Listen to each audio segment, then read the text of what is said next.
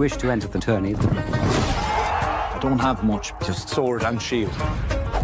I mean to serve the realm with all my might. What should I do? I don't know. I'm really quite drunk.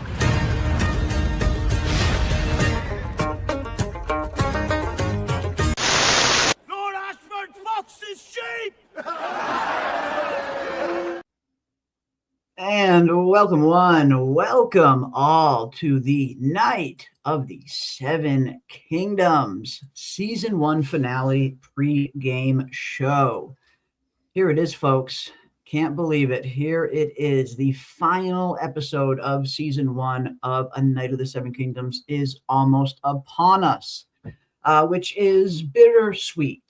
I'd say it's 50-50 bittersweet. I'm very much looking forward to seeing how this glorious season is going to end, as it's been just phenomenal pretty much from start to finish, but very bitter at the same time, knowing that next week I will not have A Night of the Seven Kingdoms to look forward to, which is a huge bummer. I'm going to miss the show. In all seriousness, I'm really going to miss this show when it's gone. I've been saying it all year. It's been a breath of fresh air in a sea full of mediocrity out there in current day television. And A Night of the Seven Kingdoms really carved out an incredible story with incredible characters, and I'm going to miss it. I'm definitely going to miss it when it's gone. Yeah, same here. For me, it was just very cozy. Nice. So easy to watch. Yeah, nice, laid back, and so warm, so just inviting. I really enjoyed, every bit of it. And I was cautious, and I know some of the people in the chat were cautious going into it, given the track record of the way some, Game of Thrones series have been handled. This one really just hit the spot for me, and it was so delightful. I don't even want to lament, it being gone. I just want to enjoy. Celebrate the fact that we got it. Yeah. And I think this episode will comprise the last 5 pages of the story. The skeptic in me, or the critical person in me, was like, how are they going to make the last 5 pages fill out a half-hour episode? But they've done it. They've done it before. Easily. They've added a few things here and there. Mm-hmm. In retrospect, after our breakdown earlier this week, and I did kind of usually I revise upward on a rewatch, and this one I will probably knock mine down by probably half a point, and I'm pretty much based on exactly what you cited, with Rafe not really being. So there was something about her. I mean, she fit and she pushed the story along, but didn't quite. There was something about something I think about the chemistry, and especially when Dunk and Egg have their chemistry for days. The grown version of Dunk, at least, the younger version didn't have that with Rafe, and I wonder, how realistic that is. I mean, if you always have chemistry with your best friend, but I don't know, but no. Go back to I do. I'm gonna miss this. I mean, this was something. This was must see TV for me. This was something I have to set aside time on Sundays for, and do so gladly. Everything else is just kind of like, I'll get around to it when I get around to it. Maybe hit Pirate Bay and download it. And some stuff I've had sitting in the in my to watch list for months, and I'll get around to it. Even good this one, it's one of those ones where you want to make sure that every Sunday, when every Sunday comes around, you want to make sure your schedule is clear so you can watch the show, because it is that good, because you do look forward to it that much. And we don't get a whole lot of shows, or at least I don't get a whole lot of shows where I have that feeling every single week, where I'm just dying to get to that next episode. And this one did it. This one definitely did it. And I'm going to be sad to see it go. But I'm also going to be, celebrating the fact that we got it at all. And as Dragar said in the chat earlier, What, the plus side is we don't have to wait too long. They're already filming season 2 right now. We're going to be getting a season of this every single year, so it's not like we're going to have a crazy wait time. So that is a bit of the bright side. Mhm. And yeah, it's just been very fun. The show's been very easy to watch, super fun to consume. I mean, it's a very good underdog story, written well, acted well, produced well. So yeah, I mean, as much as I'm going to miss it when it's gone, I'm super glad that we got it and that we'll be getting more of it. And from what I am hearing, ladies and gentlemen, tonight, when the season finale ends and the credit starts, do not shut off your screens. From what I'm hearing, there is a post-credit scene after the episode of season 2. That's just not 100% sure. The source that told me this is usually very reliable, but I am hearing that there is a sneak peek of season 2, a post-credit scene after the credits air. So I guess we'll find out. We'll find out if my source was correct or not. Okay, yeah, that'll be interesting. We get to watch all the credits. We get to see who the local translator in Hungarian was. You got to spare some time for the people on the credits. You got to spare. I mean, on a show like this, I think they've earned it. I think they've earned it. Yeah. But yeah, just what I've been hearing. Again, not 100% confirmed, but it's what I hear from a very reliable, a source that's been reliable in the past. Yeah, that'll be super So cool. yeah, I miss it already, says Sunny Skies. I know, right? You do. You feel like you already miss it. And I did want to talk about this as well, because this is something I am really hoping that HBO really opens up to in the future. Do you think they'll be getting a bigger budget for later seasons, says mainly? And I really hope that they do. Ira Parker did recently come out and he said that the season 2 budget is the same as season 1. They're not getting an increase in budget for season 2. Season 2 is also going to be 6 episodes around the same length each. But that's because I'm imagining that's because HBO greenlit season 2 before season 1 even aired, before they even had a chance to see what the reception of season 1 was going to be. They already greenlit season 2 just based on the reaction of early screenings, before the general audience even had a chance to see it. Now that HBO has seen the reception, I'm hoping that they will get that bigger budget for season 3. It's a little too late to get it for season 2 because they're already underway, but I am hoping that they do get a bigger budget for season 3, and hopefully with that, maybe some longer episodes.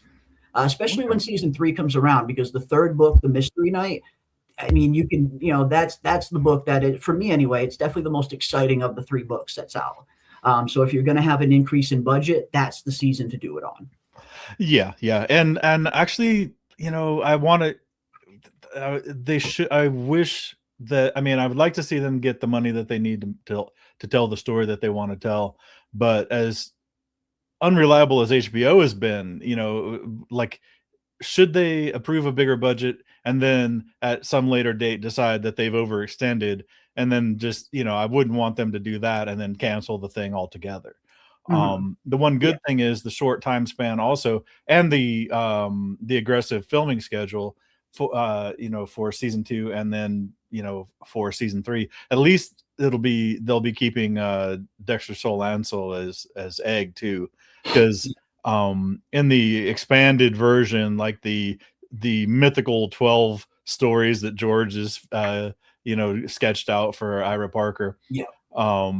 There's going to be some aging up at some point, and Yes. I want to hang on to this kid as long as we can. It looks like we're going to get him for around 4 seasons if Ira Parker gets his way. Ira Parker wants to do 3 sets of 4 seasons each, with Duncan, with having Egg this age for 4 seasons, then aging him up for 3 or 4 seasons for Eggs and Duncan Egg's time during that time period, and then 3 or 4 seasons of Egg fully grown up after he becomes what he becomes, leading right up to Summerhall. That's what he wants to do. Who knows if he'll get that much, but that was his plan, to have 3 different actors play Egg throughout the course of the series, 4 seasons each. Okay. But who knows? Yeah, boy, whoever picks up that role, right? is stepping into some big shoes. It's going to be some big shoes to fill. Dexter has been absolutely incredible. And speaking of incredible, I definitely want to give a shout out to the awesome chat that has been super supportive of us all year. And in particular, West of Westeros, I know your cat went into surgery recently. I think I saw a chat earlier that said the cat did survive. So if that is the case, I am super happy to hear that, my friend. I hope the cat is doing well. And welcome one, welcome all. Yeah, absolutely, absolutely. Absolutely. Yeah, and yeah, the chat's been with us, from the first one, and I mean, we kind of, I know Kiwi Skirt. I don't know if she's listening. I know she was at work and kind of like, I think she was watching the chat. Oh, there she is. We were kind of concerned. We were kind of concerned how they were going to handle, because reading the book, you like Dunk, but we were afraid that they were going to treat him badly. They were going to humiliate him. They were going to make him the butt of I was every afraid that joke. they were going to make him too stupid, like Yeah. too dumb. And I was very surprised when Ira Parker said that our Dunk isn't going to be like as dumb and fumbling around. We made him a little smarter, and they kind of did. Like he's not as thick as a wall. He's not Dunk the Lunk and thick as a wall in the show as much as he is in the book, I feel. Yeah. He gets tongue tied and has trouble, speaking eloquently, especially when he's put on the spot, whether it's He's constantly Tansel or putting himself down, in his yeah. head in the book, like calling himself stupid and stuff like that. Like we don't really get that from this Dunk, and I think that's a good change. Right. Even full Dunk. Even that funny little interchange when Egg was talking about how he's puny, or he's scrawny for his size, and Dunk was like, people always told me I was stupid, and then Egg's like, and he just didn't have anything more. It's like, what did you say when people called you stupid? What business is that of yours? It's just like that's the perfect, and that's like the perfect kind of, if you wanted to show somebody like a quick little 5-second scene of what Dunk and Egg, what would represent, I guess, the feeling of Dunk and Egg. You show them that scene. That's it. You show them that one little scene right there, and you will get the gist of Dunk and Egg's dynamic. And right away, you'll be able to tell if that's something you'll like or not. And I love it. I love the dynamic between the two. Really good. Absolutely. Really good. Absolutely. Now, having watched the preview for episode 6, yes, we can see that they're adding a little bit, or at least maybe changing some scenery. I think very briefly, and this shouldn't be much of a spoiler. When Valar appears, I think he appears outside, and the line that he says there, I think they were indoors still. They were still in the castle. I think so. Yeah. I think they were. Yeah, but I don't even want to postulate. I always hate guessing because it makes it. If I guess and it's correct, it's essentially a spoiler. So I don't know what. But yeah, there's only. Yeah, this will be interesting to see how they manage. And I really hope, and I have a fool's faith that they're going to give us something good to go out on. I mean, something warm and satisfying. Yeah. I mean, I feel like I have no reason to think otherwise up until this point. Everything that they've shown us, every episode that they have adapted up until this point has been better than the last. So I have no reason to think that all of a sudden they're just going to not stick the landing out of nowhere, even though there's not a ton of source material left in the actual book. I think Ira and the rest of his writers have proven plenty capable that they can go off script a little bit, and it only enhances the story. It hasn't taken away from it at all. And that's why I think we're going to have some interesting scenes like this in tonight's episode, some interesting scenes between Dunk and Sir Lionel. Seems like Sir Lionel brings his maester to Dunk to see to him. We're going to see some extra little stuff like that. Like there's plenty of little ways where they can fill in that screen time to make it a proper finale and not having to only rely on those last 5 or 6 pages. Okay, yeah, and I completely forgotten about that scene. All this will be completely made up, completely not in the book, because I don't think after Baelor dies, I don't think Lionel appears again in the story. I don't think we see him. So this will be interesting. Yeah, it'll be interesting. And I don't even want to spoil it for the people who haven't watched the preview. I'm interested to see exactly what Lionel's talking about. everybody's, it's a short putt in any. I think in terms of like there's a war coming. Mm-hmm. Yeah, there's always a war coming. Yeah, well, I think it's the death of Baelor. I think the death of Baelor Targaryen is such a big and significant event that it's a seismic shift in the power structure of Westeros.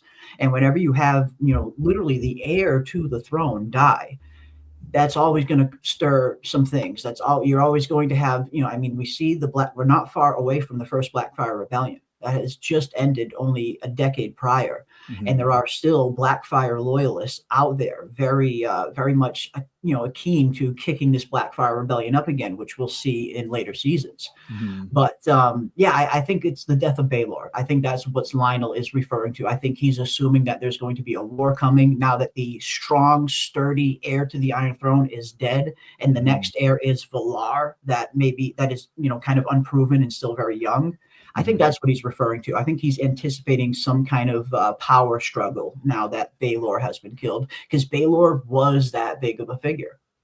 Yeah, yeah, and there was a lot of, and the Targaryens, obviously, if they're going kind of like, I don't know if you call Ashford a backwater, but it kind of was. I mean, if they're going to backwater tournaments on PR tours, they did sense the vulnerability, and having somebody who was fairly well liked. I mean, Baelor was well liked as the very well liked. Yeah. And for a lot of the reasons that we saw. I mean, he used the pretense of, I want to know everything about my opponents or whatever, but he memorized it. I mean, he knew those guys. I mean, he would remember a hedge knight that crossed his path one time 15 years ago. Yeah. Exactly. Yeah. So, that kind of a guy, that's the kind of guy he was. Yeah, he dots his I's, crosses his T's.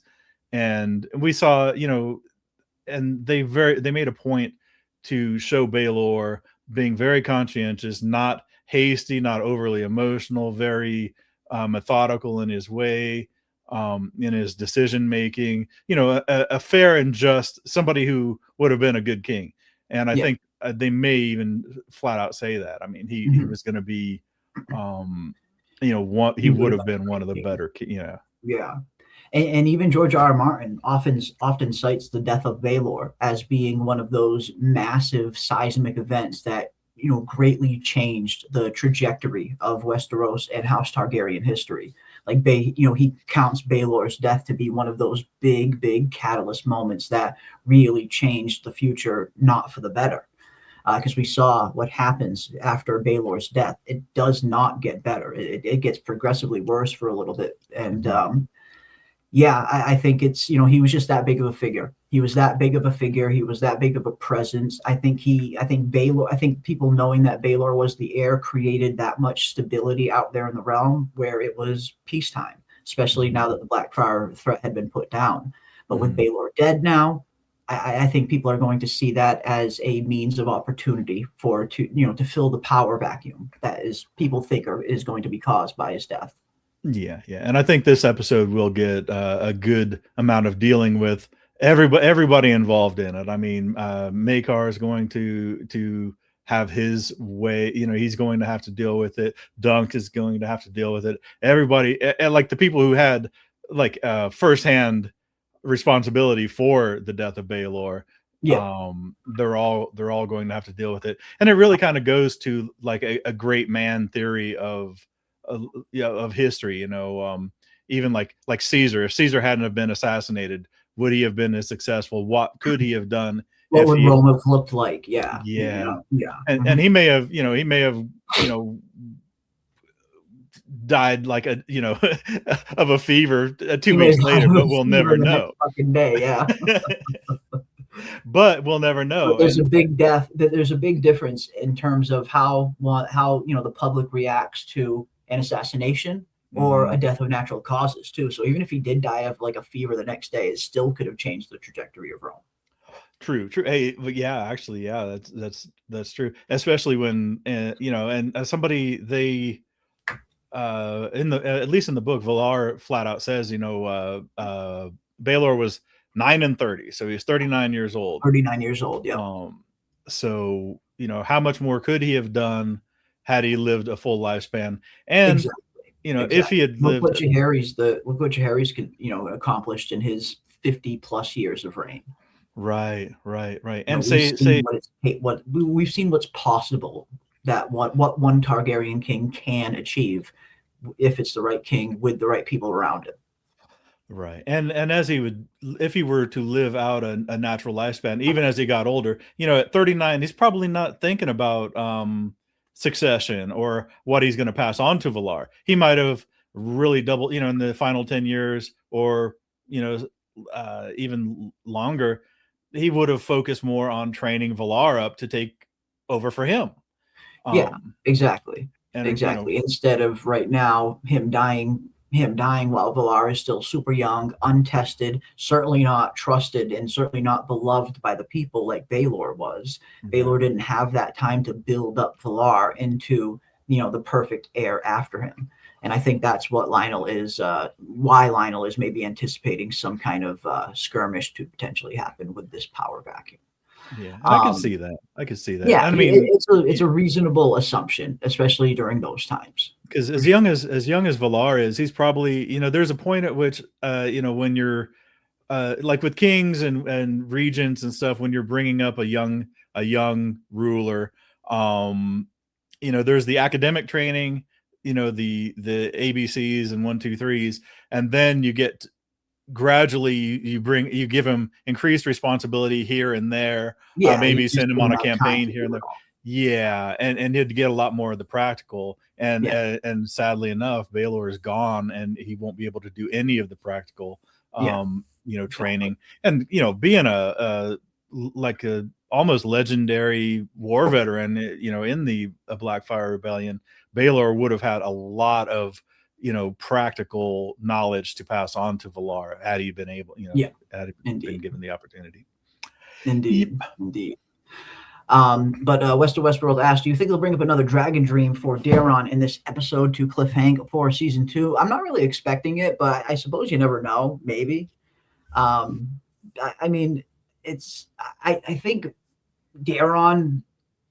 I think they could have maybe utilized him a little bit better in the season, but I get it. They wanted to, really remain true to his arc in the novella, and they very much did. I like the character of Daron. I don't know. It's just because I like the idea of the Targaryen dragon dreamers, the prophecies that they kind of put forth, and trying to interpret those prophecies, like the one that he put forth in this season, in Mhm. terms of him seeing, a dead dragon and a giant fire, and emerging from underneath the dead dragon was Dunk, alive.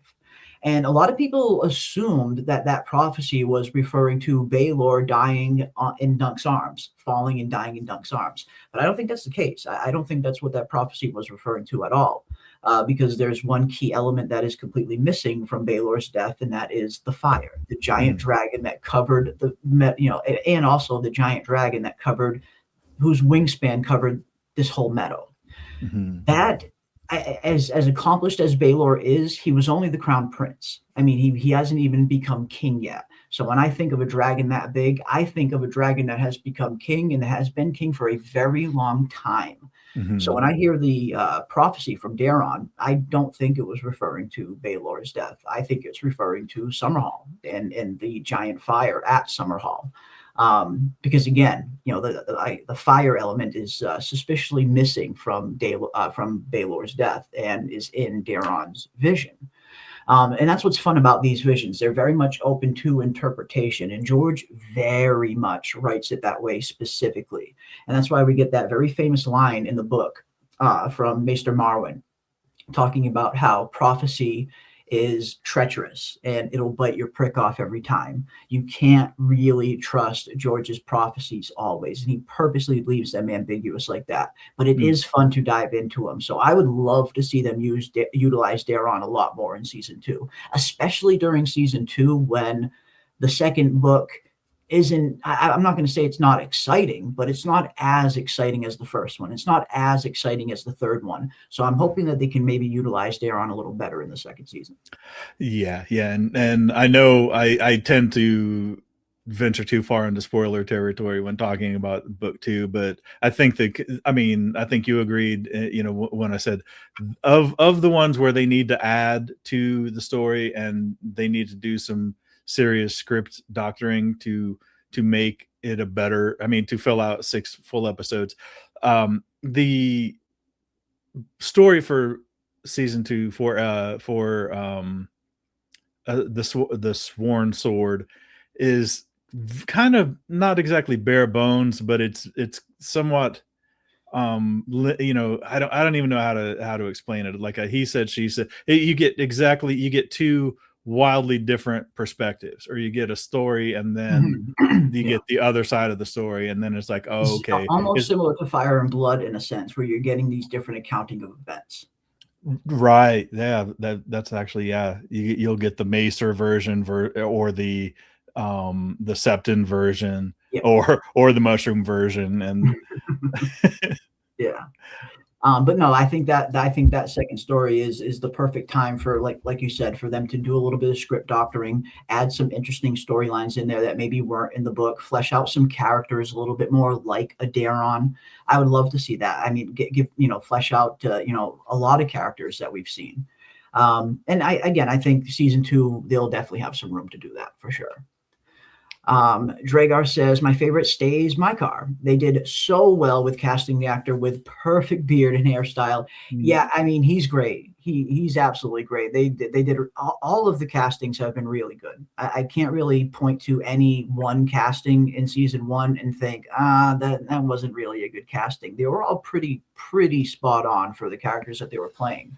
Mykar included. Mykar was my only regret about Mykar is that we didn't get enough of it. That's it. We do. I would have loved to see a lot more of him because Sam Spurl is an incredibly good actor, very underrated actor.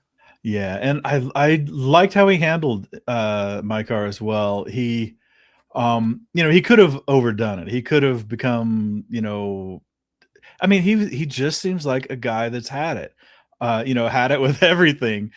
Frustrated, a little prickly, like a prickly personality, but that doesn't make somebody a villain, and he didn't. He dialed it in, or he reeled it back just enough. So yeah, he was, when compared, and everything in his life is being when compared to Baelor. So yeah, he's not, there's a lot of things that he doesn't do as well as Baelor, but the way he was portrayed in the show was pretty good, man, and very nuanced. I really appreciated it. It could have been so much worse, and very easily could have been so much worse. So, but it really seemed like, I don't know how much effort how much the actors, read the part, read the story to try to interpret what, or if they just relied on the script to give them their motivation, or to allow them to interpret the character. But yeah, my car was, fantastic. So I definitely agree with Dragar that was, just a good character. And I mentioned it, I think, over and on the breakdown, but my car, Dunk kind of just like blundered into their meeting. I mean, he was concerned about his 2 sons missing, and we knew what was going on, but he didn't know what was going on, and like he was worried about 2 missing sons. And then here's this hedge knight who's interrupting their scene, and like, well, okay, you want to participate in this tournament, what, get it, GTFO, we're busy here, why didn't somebody lock the door? Yeah, and as Sunny Sky brings up, technically he is a kinslayer now, and depending on how you believe in the karmic justice that George writes into some of his characters, maybe that will be a factor in his future, and something that I'll have to answer for later. And something that you definitely see common enough in the A Song of Ice and Fire world, that kinslayers tend to eventually have some kind of bad karma down the road. Yeah. But we'll see. Yeah. I don't know if Bloodraven will be in the finale. He's important for many reasons in future seasons leading up to Summerhall. I'm not sure. I'm not too sure if we'll see. I'm not really expecting to see Bloodraven in the season 1 finale.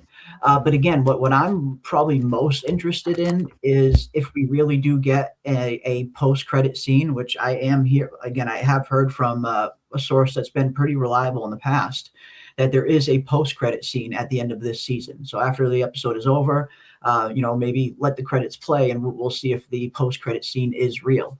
But if there is a post-credit scene, that's what I'm most interested in seeing, because that could potentially be a sneak peek of season 2. And I think that would be a much better chance that you would have of seeing something like a young Bloodraven or something like that. But yeah, I don't know. I guess we'll find out. Again, it's not 100% confirmed. It's just something a source of mine told me, but this source has been accurate in the past. And they're telling me that there's a post-credit scene after the end of season 1. So I guess we'll see if it's true or not. Yeah. And he's at least mentioned in the second story. Will they actually ever show him? I don't know, but they always it's a repeated theme. It depends on how much flashback Blackfire stuff they show, I suppose. Oh, okay, yeah. Because all they talk about now is how he's the master of whispers, right, for the current king at this point. What'd you say? So, sorry, I was reading the chat. I was Thomas Shelby was saying the same thing. I was just saying that, yeah, he's present in the third novella, but if we see him in season 2, it would most likely be a flashback to the Blackfire Rebellion. That's the only way I could really see him like being on screen. Okay, I thought maybe once in the Sworn Sword, I thought that they did that thing, that the riddle that isn't really a riddle, but it's okay, yep. How many eyes does Bloodraven have? 1,001. Good point. Yeah, maybe we could get something with that. How many seasons are there going to be? We don't really know for sure yet. Ira Parker did lay out a plan. He was in an interview a little while ago, and he did lay out the plan that he wants to do, and that is to do around, it seems, 9 or 12 seasons. He wants to do around 3 or 4 seasons with this Duncan Egg, and then he wants to do 3 or 4 seasons with a recasting of Egg, who's much older, and then he wants to do another 3 or 4 seasons after that with Egg when he's a complete adult after he has become what he becomes. So if Ira Parker gets his way, there would be around 10 to 12 seasons, and there would be around 3 different actors playing Egg throughout with time jumps after every few seasons. That's what Ira Parker wants to do. Will HBO let him do that? I have no idea. That's a very ambitious plan right there, to already, you're 1 season in, you're filming season 2, and you're already thinking about what you're going to do for season fucking 12. So it's very ambitious. It's a very ambitious plan that Ira Parker has. But again, season 1 was relatively cheap in terms of budget. Season 2 has the same budget that season 1 does. They didn't get an increase in budget for season 2. So it's, again, it doesn't cost a whole lot to make this show. And after HBO saw how well it was received, I imagine they'll probably, at the very least, they're going to get 3 seasons to do the 3 books that are already out. I guess it's a matter of, will HBO, trust them going forward without source material to rely on? Even though George did give him a lot of outlines for future stories, I guess that's the question. If the show continues to grow in popularity throughout these first 3 seasons, I imagine HBO will definitely give them the green light to continue to go on and go forward. And who knows, maybe Ira will get his wish and he'll get the 12 seasons that he wants to do. But I think at the very least, we'll get 3 for the 3 books that are already out, at the very least. That would be.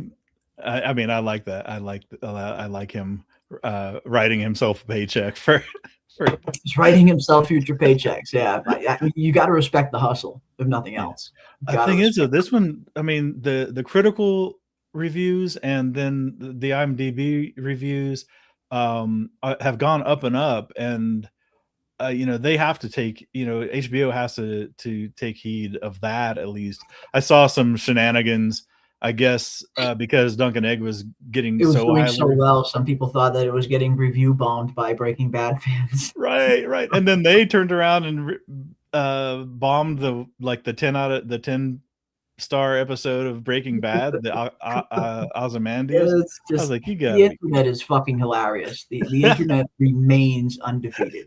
It all will. Fucking Yeah. Jesus. Westeros asks, are we at least going to King's Landing before it ends, or are we staying in Ashford the whole episode? I'd love to see them show us with their budget how they will show digital effects of King's Landing. I'm not expecting King's Landing. No, I'm not expecting to see any King's Landing in this episode. I'm expecting it to end right around the Ashford Meadow area. Not expecting King's Landing. But we'll see. Who knows? It would be nice to see Dunk console Magar somehow, since Baelor expressed no blame when he died. And that's why I'm really hoping that there's a really good scene between Dunk and Magar at the end of the novella. After the trial has happened, after Baelor's death, there's a really good scene between those two. And Magar tells Dunk that he knows it was him. He knows it was him that killed his brother. He knows it was his blow, even though he doesn't even remember landing the blow that killed him. And that was always a very interesting part, which is, birth, of course, naturally, tons of conspiracy theories as to whether or not Magar even landed the blow that killed Baelor. Some people think it was Bloodraven's dark magic. I don't think that's the case. But, you do get those kinds of theories when you have lines like that from Magar saying, I don't even remember striking the blow that killed him. But that's because he was in the heat of battle. And I think that's really the simplest answer and probably the most accurate answer to that. And I think they portray that very well on the show, where when Magar saw that his son was in danger, he starts just going frantic, just frantically trying to get to his son, my son, my son. And he's just hitting anybody that comes near him. And I think that's when he kind of lost control and landed that blow on Baelor that killed him. I think it's that simple. But they showed it. I mean, they showed it was Lionel and Baelor squared off against him. Lionel and Baelor holding him off. Yeah. In the book, I think Magar presumes that it had to have been his blow because assumes that it was his mace. Because the other three were the Kingsguard, who were only defensive. Yeah. Exactly. But that doesn't count the Kingsguard that that Robin Reisling laid out. Fucking Robin Reisling, badass. Yeah, absolute badass. But yeah, that was very interesting. That was definitely very interesting. Oh, and what is up, Three Dragonfire? You, that's right. You put out another awesome little poster that you have made for this episode, and you know me, I always, whenever I see some awesome creative work, I love to show it here on the channel. So let me pull that up here. See where I can find it. There it is. There it is. Yeah, I always love seeing the creativity in the chat. That's always fun. That is always fun. Let's see. Let's take a look. Yeah, they were talking about Raymond. Yeah, he Raymond held his own. Yeah, there it is. Sworn to the crown or bound for the hedges. Episode 6, Lord's Ledger. Does this knight walk alone? This is cool. This is really cool. I like this. I like seeing these little creative endeavors that are just solely from fans that are just passionate about the show. So this is cool stuff, man. Really like this. Lord's Ledger. Like it. I like it. Awesome stuff. Yeah. It looks true. I mean, it looks true to, Well, it's this photo here. Where is it? I think I have the original photo. Oh, you actually have it? Okay, over there, yeah. Yeah, this was one of the press release photos that came out. That one of the stills from the upcoming episode, and yeah, you made an awesome episode poster out of it. I like it. Awesome stuff. Awesome stuff. I consider Aemond One Eye a kin slayer because of our little baby boy Luke. He is responsible for Luke's demise. I mean, if anyone qualifies as a kin slayer, it is definitely Aemond One Eye. 100%. 100%. Even though the show tried to kind of portray it a little bit more ambiguous, like Aemond wasn't really trying to kill Luke and Vhagar kind of just lost control. Mm-hmm. when you play with fire, when you play chicken with dragons, shit's gonna fucking go down, especially a dragon as battle tested as Vagar. So Aemon should have known better. So yeah, Aemon is 100% a kinslayer. And hell, we saw him try to kill his own brother, at least on the show version too. Yeah, he's a kinslayer. Yeah, it's like it's like I don't know, like driving drunk or something. It's like, well, the car killed him. No, it wasn't me. Well, whether he intended to or whether he didn't, the end effect is the same. Same. You get the same result. Exactly. Let's see what else we got. I wonder if Daenerys Targaryen drank wildfire, what she would turn into, since she can walk through fire. Oof. I don't know. Dangerous proposition. We've seen some interesting results of Targaryens trying to drink wildfire. It does not end well. Right. And the book version of Daenerys was not nearly as hot as the show version. She wasn't nearly as fire immune. Yeah, she came out. Yeah, her hair was burned off, and her hair was burned off and stuff. Like, she only had that one instance where she tapped into some kind of ancient Valyrian magic that kind of hatched those eggs.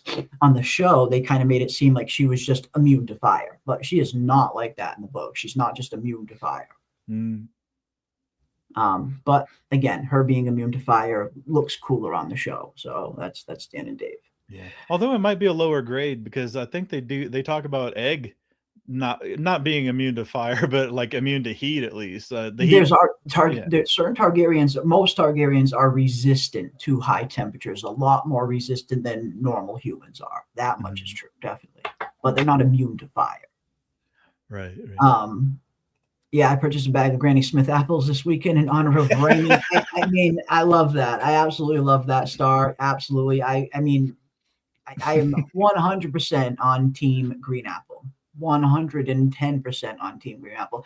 Raymond was a really, really fun character. I know people draw a lot of comparisons between him and Pod, and people are right to do that. There are a lot of similarities between those two characters. They even look very similar. But Raymond Fossaway was a really interesting casting. They cast a really good actor to play him. He played the part very well. The tension between him and his cousin was really adapted beautifully. The only thing I regret is that we didn't actually get to see him come out with the Green Apple shield and the Green Apple sigil. That's my only regret. I wish we could have seen that. But those are the budgetary restrictions that Ira was working with, unfortunately. Yeah. It was one of those blink and you'd miss it. We did see the Green Apple on the shield, but you had to pause it at exactly the right time. And it was a yellow shield with the green apple right in the middle of it. Yeah. Green apples left Sir Stevron with a sour taste. Who the fuck is Sir Stevron? That's the best fucking line. That line, "Who the fuck is Sir Stevron?" is the best line in the show, along with "Stop raping, sir." Stop raping, sir. I fucking love that. Oh, fuck. King's Landing's a rough place where you got to walk around and you just have to say, "Hey, stop raping, sir." Yeah, and that and that kind of a command would be like, "Oh, yeah, my bad, sorry, sorry, officer." Yeah, fuck, man, crazy. You know what I just thought of? I'm surprised George R.R. Martin doesn't cameo in the series, since he looks like he would be a distant relative of Baratheon. I think George has said he's done with the cameos. He did cameo in the original pilot for the original Game of Thrones series. The first pilot they filmed is not the pilot that we know and love. It is not the first episode of Game of Thrones that we know and loved. HBO originally first filmed a pilot for Game of Thrones, and apparently it was absolutely abysmal. And they even, at first, didn't even have Emilia Clarke cast as Daenerys. They had actress Tasmin Merchant originally cast as Daenerys. But apparently they filmed the first episode, and the pilot was so bad. It was so abysmal that HBO let them go back and redo it. Luckily, because HBO had a lot invested in this first season of Game of Thrones. HBO knew, they saw the potential that this thing could be. I don't think they ever envisioned it would get as big as it did, but, they were pouring a lot of assets into that first season of Game of Thrones because they thought it had potential. So when the first pilot was filmed and it was just completely abysmal, HBO was, kind enough to, which is something I hate to say kind enough whenever talking about a fucking studio, but studios never do stuff like this. They never just scrap pilots and then just hand you a bunch more money to film a new pilot. Studios never do that. So I'll at least give HBO credit in that sense, where they saw that they saw the potential in Thrones. But in the original pilot that they filmed, George did cameo. He cameoed during the wedding of Khal Drogo and Daenerys. He played some kind of merchant from the Free Cities. There's images of it out there online. It looks absolutely abysmal, and it gives you a small little taste of how bad the wardrobes looked in that first pilot. They completely retweaked the entire show, like the entire aesthetic of the show. They completely reworked and tweaked into what we know was the first episode of Game of Thrones. But the original one, man, search it. You guys will be able to find it very easy online. If you search George R. R. Martin cameo in pilot episode of Game of Thrones, you'll be able to see how just ridiculous he looks. And in turn, how ridiculous the entire costumes looked for that first pilot series, that first pilot episode. Yeah, it's crazy the number of people they got. They had Tamsin Merchant, and then Tenzel. I forgot that girl's name. It was another. Her name is Tamsin something as well. Yeah. Australian girl. Yeah. But yeah, that was the end of George's cameo days. I don't think George is going to cameo in anything else after that. He said he hated it. He absolutely hated it. And I don't blame him. Again, like, if you guys see the pictures, you'll know exactly what I mean. It looked just straight up goofy. It looked so goofy. And I can only imagine what Game of Thrones might have looked like if that first pilot was greenlit by HBO. Because you follow the blueprint of that first pilot. The rest of the show would have looked similar to that first pilot. And Game of Thrones might have looked completely different than what we saw. But thankfully, they got it right.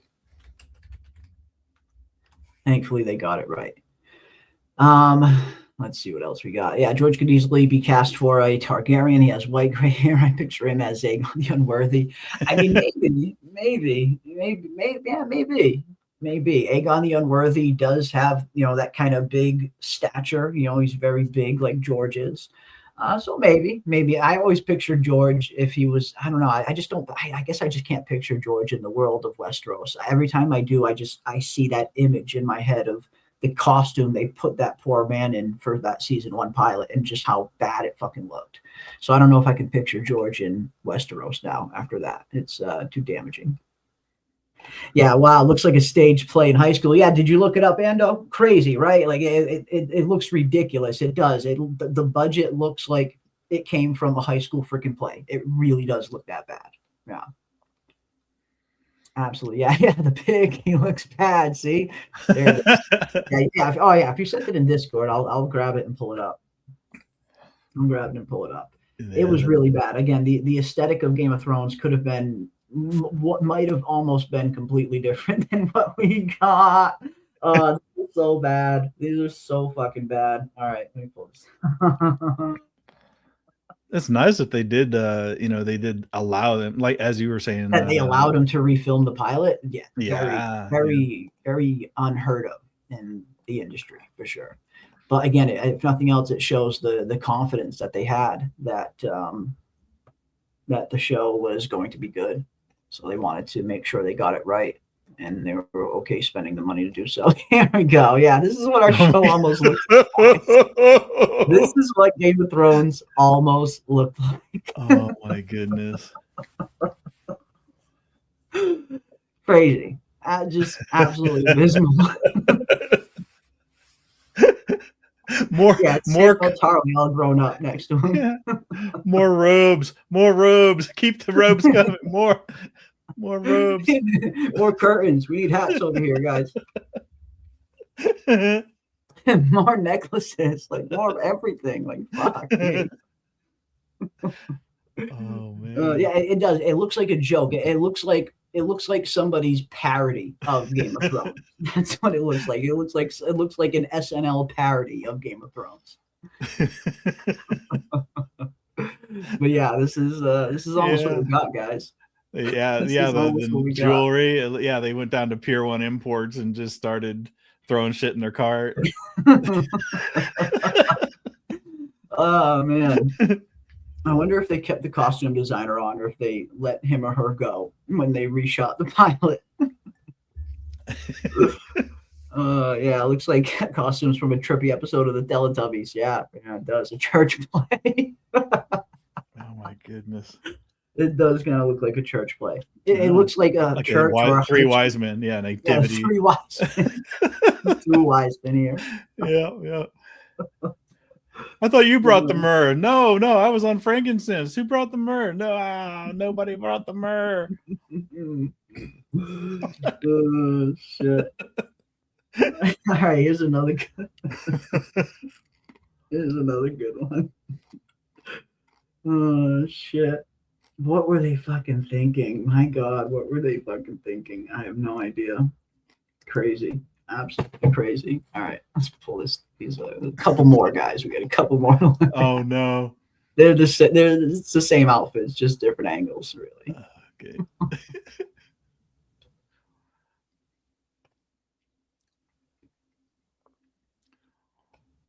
Yep.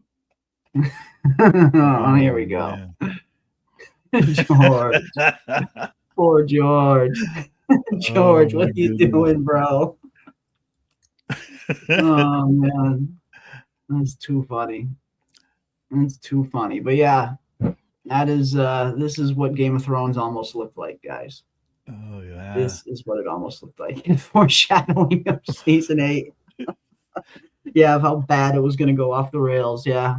They were trying to warn us. Yeah, they pulled the curtain off the windows. When I saw it, it reminded me of that Carol Burnett skit. Yeah, I saw those curtains and I just had to have them. And she wears the curtains as a coat. That's what it reminded me of. Shit. Yeah, I know. I needed it too. And now I have a headache, but it was worth it. Yeah, so glad they scrapped it. That was the town crier from Rome. Looks like that guy was great. Yeah, that guy. Yeah, that dude was fucking epic.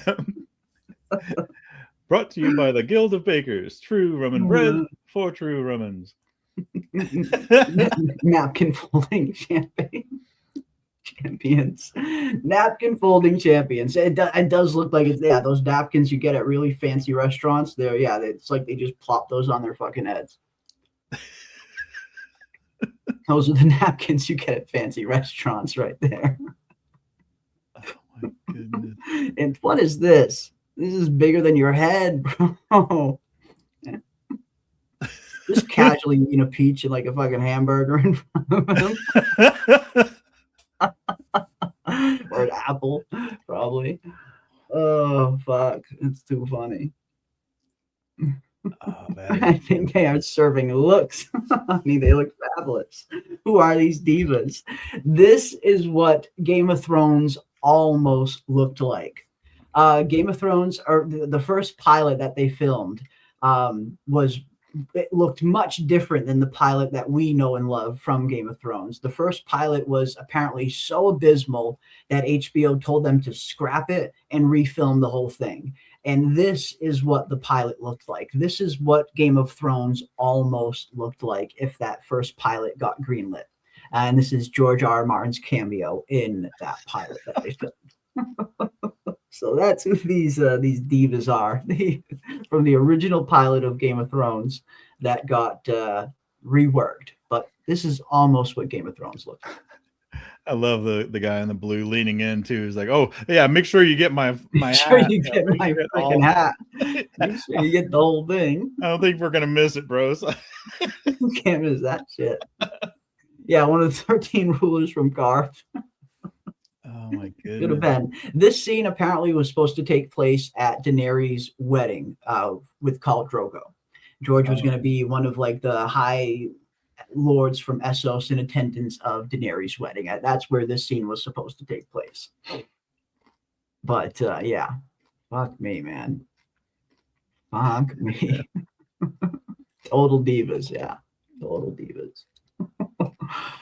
Yeah, but good thing they switched it up and they changed it. They reworked the pilot, and we ended up getting one of the best pilot episodes in the history of television. But I would love to see that original pilot. I would love to watch it. And just like kind of compare the difference in terms of what we almost got versus what we did get, and what genius did they hire to fix it? Because I know it wasn't Dan and Dave. Yeah, actually, yeah, I'd have to think, because I mean, I'm thinking, in terms of the whole season and stuff, and the things that happened in the whole season. I'm trying to think of literally season 1, episode 1, what exactly happened, because that's all up at Winterfell, right? Most of it, yeah, most of it. Yeah, I mean, it jumps around. We get some King's Landing scenes. The first episode introduces most of the characters. Actually, it flashes back and forth between Winterfell and King's Landing. Okay. And yeah, well, it starts off at the Wall. Technically, we get that first. They do the prologue of the first Game of Thrones book. That's how the episode really starts, with Sir Waymar going north of the Wall and them seeing the others for the first time. Right. And then yeah, it goes to Winterfell and flashes back and forth between Winterfell and King's Landing. And it's great. Again, the first Game of Thrones episode it's a phenomenal pilot. It's a phenomenal blueprint on how to do a pilot right, which is why I would love to see how they went from getting it so wrong to getting it so right. I would love to see that freaking canceled pilot and just see the difference. Oh yeah, hopefully they fired the costume designer. Hopefully they did. Hopefully they did. I vote an emoji of him in this outfit for members. All right, I will definitely try. I will try and cut one out and get that uploaded. You got it. Oh my god. You got it. Yeah, the costume designer will never work in Hollywood again. Yeah, and Essos with Daenerys and Drogo. Yeah, that's where this scene would have taken place. Indeed. Yeah, last place in a drag show. Yeah, I say we missed out on some epic fashion. Yas, queens, George is gorgeous. Maybe we missed out on something amazing. Who knows? I guess we'll never know. I would love to see it though. And I would also love to see the canceled Blood Moon pilot that they canceled.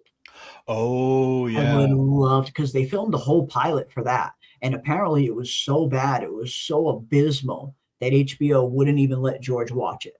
That's the rumor that's been going around ever since they canceled it. They wouldn't even let George watch the fucking thing. Apparently, they actually told him no when he asked to watch the pilot. They said, no, we're scrapping this. This will never see the light of day. It was that bad. But I would love to see that. Like, how bad was this pilot if HBO just threw away $30 million right down the freaking drain and just scrapped the entire show? I mean, we saw what happened with the original Game of Thrones pilot. HBO gave them a second chance. As abysmal as this was, they got a second chance after putting this on screen. So how fucking bad was the Blood Moon pilot that they just scrapped $30 million fucking dollars and said, no, you don't get a second chance? Yeah, I don't know what Naomi Watts has done.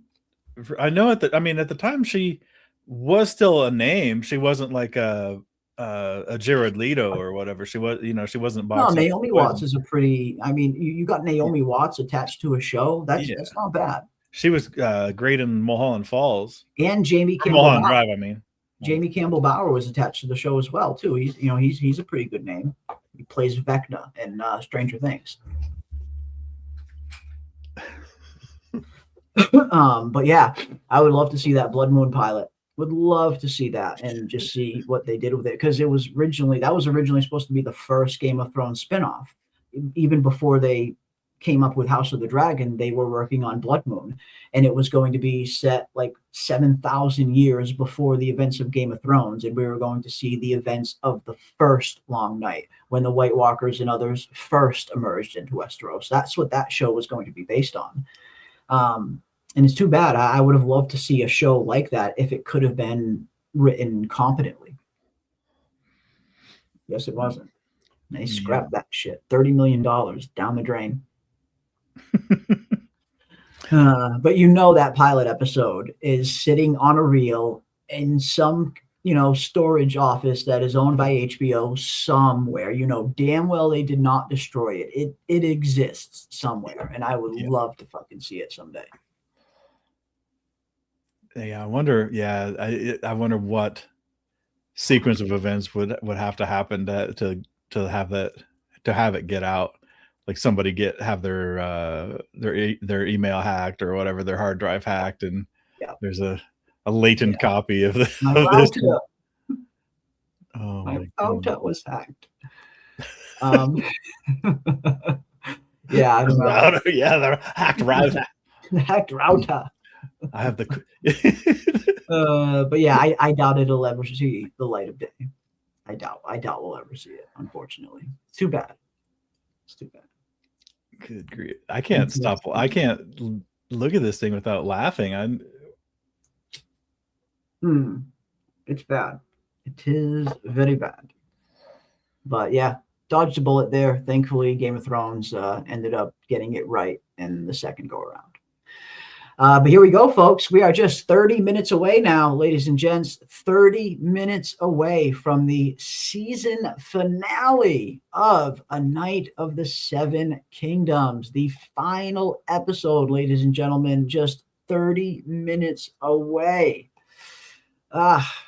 Again, it's mixed feelings, bittersweet, bitter and sweet. Sweet in the sense where I'm very much looking forward to seeing how they wrap this season up. I think it's been phenomenal. I very much am not. I am very much expecting them, I should say, to stick the landing. I have no reason to suspect they're not going to stick the landing after everything we've seen. But then it's a little bit bitter, again, knowing that we're not going to have A Night of the Seven Kingdoms to watch next week or the week after or the week after. It's a little bit disappointing. But nonetheless, we do have some really, really phenomenal shows that are going to be starting over the next few weeks. From season 4 starts April 19th, which is just around the corner now, less than 2 months away. So that will be a really good one. And then as soon as From season 4 ends, House of the Dragon season 3 begins in June. So we got some pretty good shows to look forward to after A Night of the Seven Kingdoms ends. But I'm going to miss this one. Definitely going to miss this one. Yeah, I definitely. And it'll be June when we get House of the Dragon the next season.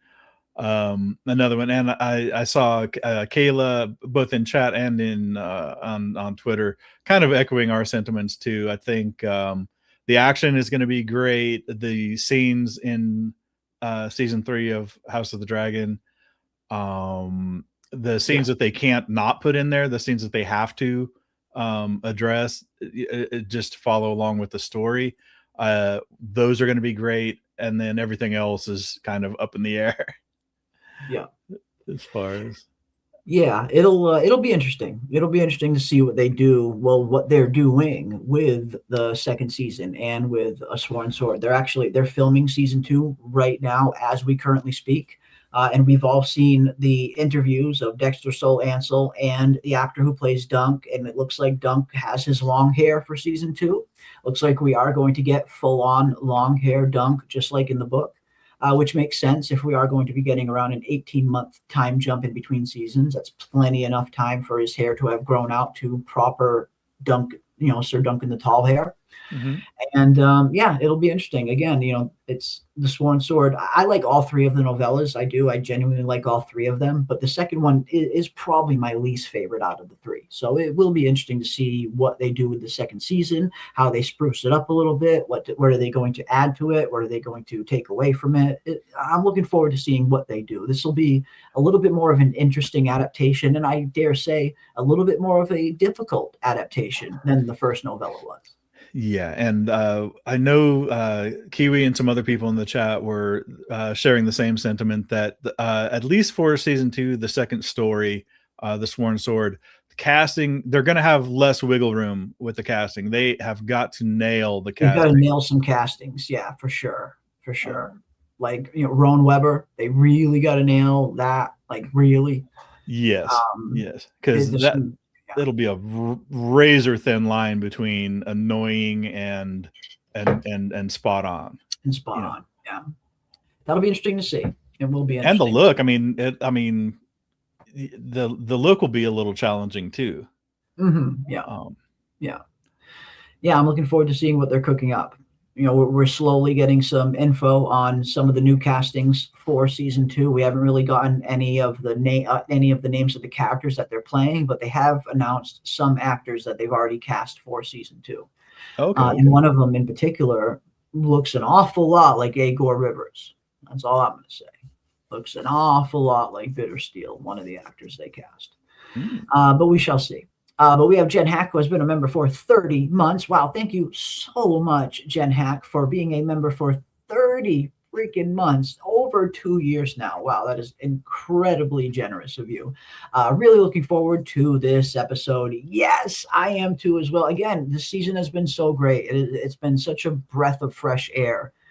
This season has been. And I am very much going to be sad to see it go. But I am looking forward to seeing this finale and seeing how they wrap everything up. It's just been such a fun treat, a fun trip into Westeros. Again, coming into A Night of the Seven Kingdoms, I had a feeling it was going to be decent, because I did follow the filming of it very closely. I listened to all the interviews that Ira Parker and all of the cast and crew did, and they were saying all the right things, and they were showing us all the right things. So I did have a little bit of hope coming into the show that it might actually be pretty decent. But I did not know it was going to be this freaking phenomenal. It completely surpassed even my expectations, and I was expecting it to be pretty decent. But yeah, this has been so fun. I've loved this season from start to finish, and yeah, it'll be interesting to see how they end season 1 off and what little crumbs they drop to set up season 2. And again, for anyone who wasn't here earlier, I did hear from someone, not 100% confirmed, but I did hear from someone who's been reliable in the past that the end of season 1 has a post-credit scene. So I'm very much looking forward to seeing if that's true. And if it is true, what exactly are we going to get in the post-credit scene? So I'm looking forward to it. Very much looking forward to seeing this season finale. And thank you so much, Jen Hack, for being a member for 30 months.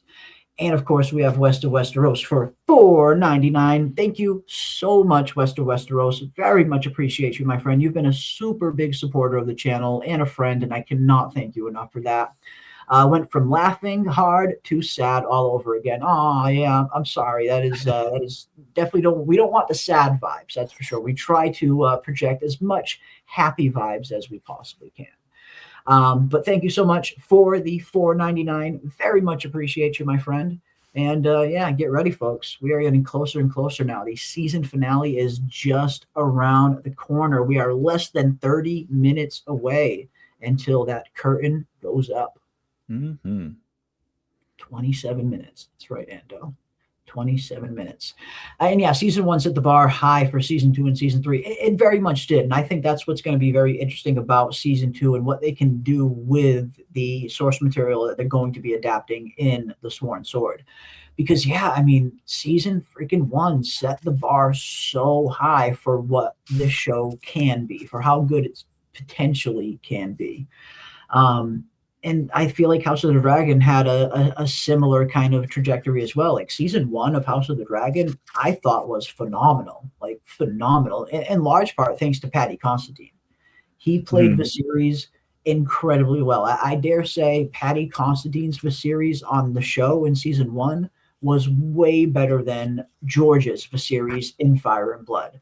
And that's because they expanded on the character way, way more. Like you don't get anywhere near as much Viserys in Fire and Blood as you do on the show. Like they really, really fleshed out his character in the best way possible. And, Paddy Considine freaking killed it.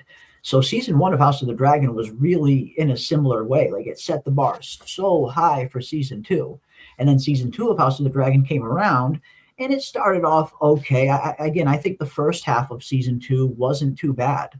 The Battle Above Rook's Rest was phenomenal. That was a phenomenal freaking episode. Seeing Rhaenys go out like that was heartbreaking. That's how you adapt, George's source material, just like that. But then the second half of the season just started to completely go off the rails. So yeah, you wonder, how is the second season of A Night of the Seven Kingdoms going to stack up to how good this first season was? And I think that was what happened. I mean, we were waiting for something to happen. We knew what should be happening, or we're like, get on with it. And we're like, okay, well, that was kind of a filler episode, but so they've really got to uncork it on the next one. And then the next one comes, and it's like, oh my god. And Damon sitting there in a Damon acid just trip. hallucinating for 6-7 straight episodes. Yeah, it doesn't quite stack up to Damon, the Rogue Prince, down in the Stepstones killing the crab feeder. It just Right. it doesn't quite stand up to it, Yeah. But no, I'm hoping season 3 of House of the Dragon is going to be. I'm hoping it's going to be pretty good. We saw that teaser just the other day, and the teaser really only shows a lot of the action pieces. And I'm imagining the action in season 3 is going to be good. We've got a lot of big battles to get through this season. So I'm imagining the action in season 3 of House of the Dragon is going to be pretty good. The only question I have is the story going to be as good as the action? That's the real question for House of the Dragon. Exactly. And that's the huge question mark that lingers over the season. Yeah, it'll be interesting to see. It will be interesting to see. Have we talked about the Mad King stage play? Oh, I have not talked about that yet. Thank you for reminding me. That's right. Yeah, they are adapting the Mad King Robert's Rebellion stage play type thing that they're doing. It's and that looks like it's going to be pretty interesting. So if you guys are into theater stage plays and you're a Game of Thrones fan, look up and see if it'll be playing in an area near you. I'm not quite sure how widespread this play is going to be released. I'm not quite sure. I haven't done a whole lot of research into it yet, but I did hear about it that they are doing they're doing that stage play. That should be pretty interesting. Awesome stuff. Did I hear you say recently George has stepped away from House of the Dragon? Yes, George has stepped away from House of the Dragon. He and Ryan Condal are not on speaking terms anymore, and this is all coming straight from George. I think a lot of us who have been paying attention, I think a lot of us knew that George and Ryan's relationship has been pretty sour since season 2 for a while, just based on a lot of the not a blogs that George releases. If you kind of read between the lines in some of his statements, you can kind of pick up from time to time that he was not very happy with House of the Dragon season 2. And now this year, just a few weeks ago, actually, he came out and just guns blazing threw everything on the table and let everyone know about his relationship with Ryan Condal and how it deteriorated to the point where they're not even on speaking terms anymore. Ryan just kept ignoring all of his suggestions for the show and just kept doing his own thing, to the point now where George calls House of the Dragon not his story. He says it's not my story anymore. It's Ryan Condal's. That's how he views House of the Dragon now. So yeah, that relationship has really deteriorated. Yeah, it got bad. They don't. George and Ryan Condal used to collaborate. Now George has to hand his notes into HBO, and HBO hands their notes along with George's to Ryan. Just for Ryan to ignore him. Yeah. So, and I guess he kind of uncorked, and according to George, he said 80% of it was positive, but everybody focused on the 20% that was negative. But then it was a bit of a crash out. But then HBO got on the horn, and they had to pull it down. They had to because it does not make them look good. Absolutely not. I imagine HBO got pissed at George for that. It was a kind of a nightmare scenario. And then and George says that was like the first of, I can't remember how many you said, but it was going to be the first of several posts that several different posts reviewing all of House of the Dragon season 2 because he had other problems with it that he was going to reveal. Jeez. That would have been really fun, but HBO pulled they reeled him back in before he could do that. Unfortunate. And yes, George did say himself that the show version of the series was better than his version, and I think most of us agree with that. I mean, the series on the TV show was way better than the series in the book. Sam Spurrell has been a revelation this season. I grew up watching him play the most despicable characters on British TV, and now I have the biggest crush on him. Haha. I mean, Sam Spurrell is an incredibly underrated actor. it just so underrated. This guy has been able to be a chameleon in so many different roles for so many different years. And it's a shame that he hasn't gotten more leading roles, because I do think he has the chops for it.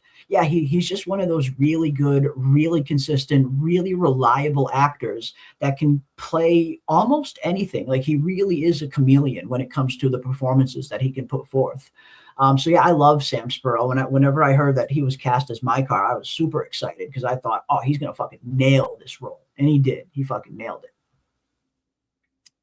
Sam's good. Sam's really good.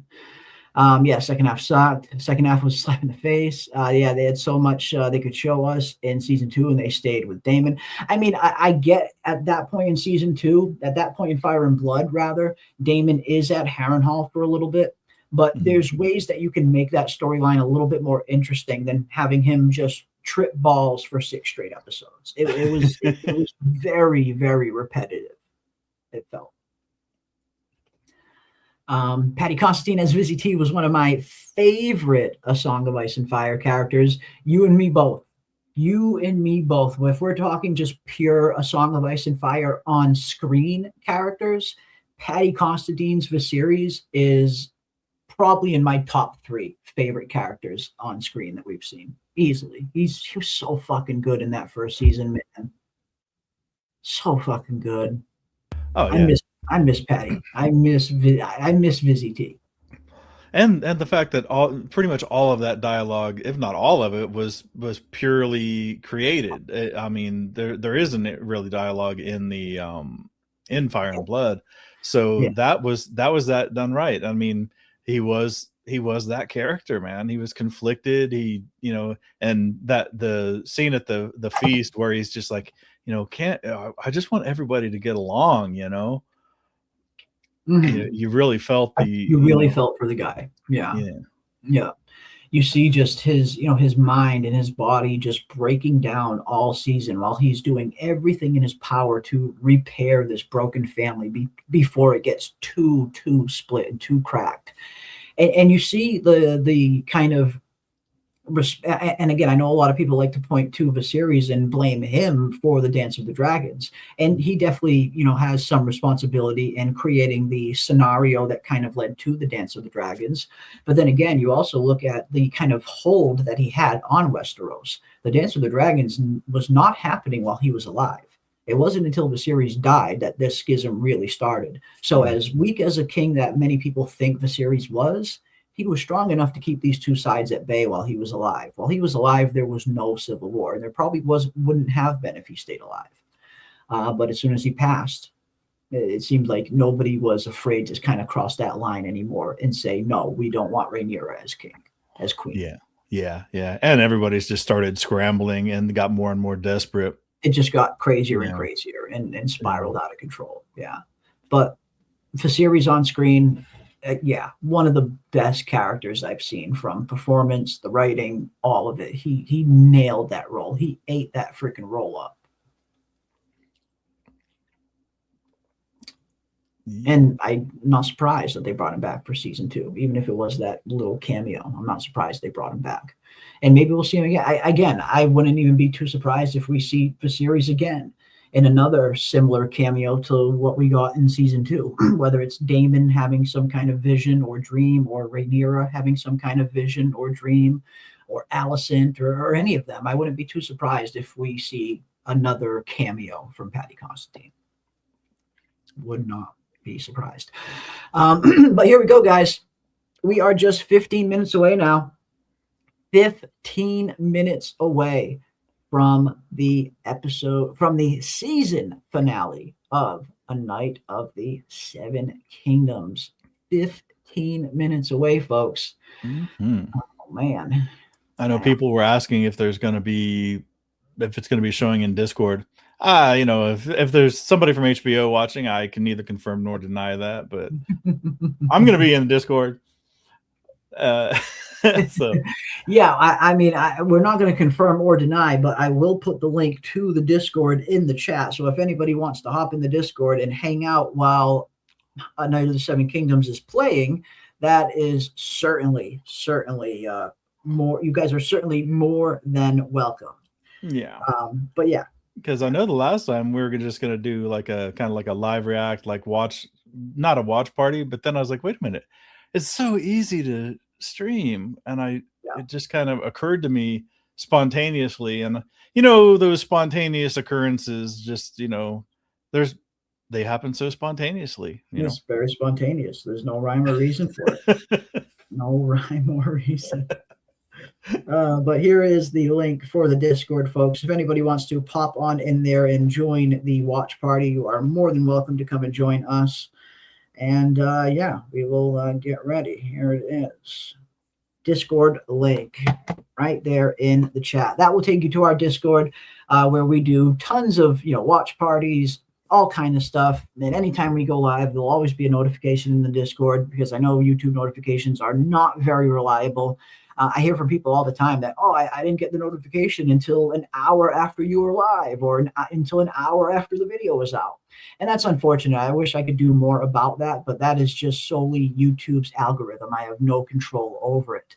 But one thing I do have control over is my Discord server. And anytime we go live or put out a video, I always put out a notification in the Discord with a link to it. And we do tons of watch parties in there as well.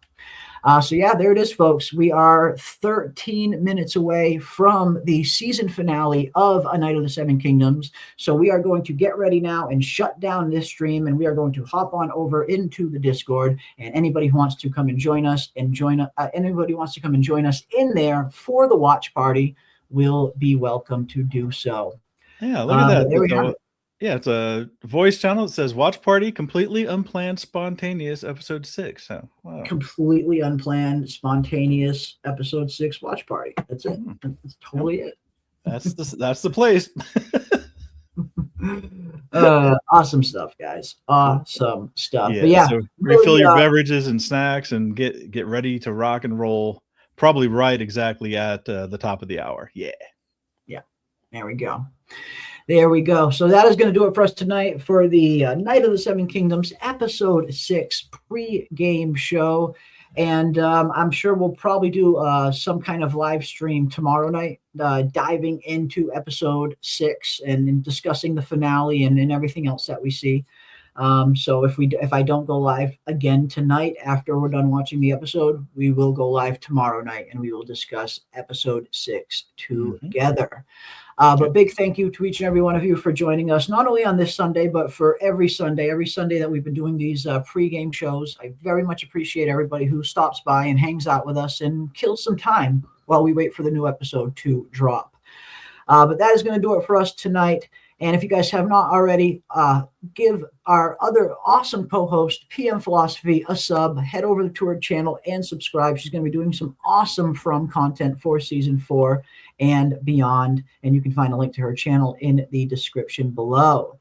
But without further ado, folks, here we go. We are around 11 minutes away from A Night of the Seven Kingdoms dropping. So I'm going to end the stream. This will give everybody plenty of time to go and get yourself in order, get your drinks, get your snacks, get whatever you need to. Hop on into the Discord and join the watch party. And we will see you in there. And for everyone else, stay safe, ladies and gents. Keep those tinfoil hats on, folks. And we will see you on the next one. Cheers. I will hurt you for this. I am the sword in the darkness. Lion doesn't concern himself with the opinions of the sheep. Let me give you some advice, bastard. Chaos isn't a pit. Chaos is a ladder. You wish to enter the tourney? I don't have much, just sword and shield. I mean to serve the realm with all my might. What should I do? I don't know. I'm really quite drunk.